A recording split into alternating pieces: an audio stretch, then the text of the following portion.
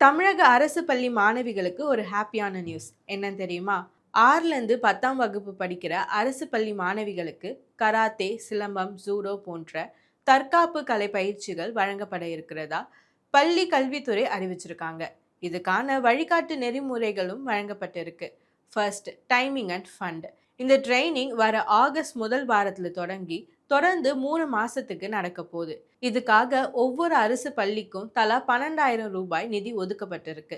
மொத்தம் 24 கிளாஸ், அதாவது மாசத்துக்கு 8 கிளாஸ், வாரத்துல 2 கிளாஸ்.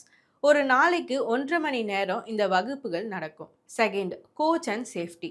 தற்காப்பு கலை சொல்லித்தர மாஸ்டருக்கு மாசம் 4,000 ரூபாய் சம்பளமா ஃபிக்ஸ் பண்ணியிருக்காங்க.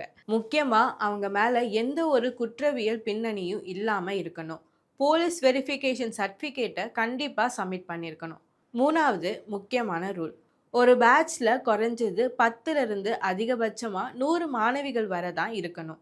இந்த கிளாஸ்ல தற்காப்பு கலையோட சேர்த்து மூச்சு பயிற்சி, உடற்பயிற்சி, தியானமும் சொல்லித்தரது கட்டாயம்.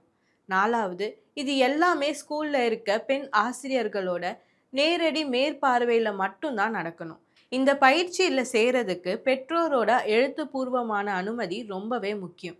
விருப்பம் இல்லாத மாணவிகளையோ இல்லைனா உடல்நல குறைபாடு இருக்கவங்களையும் கட்டாயப்படுத்தக்கூடாது.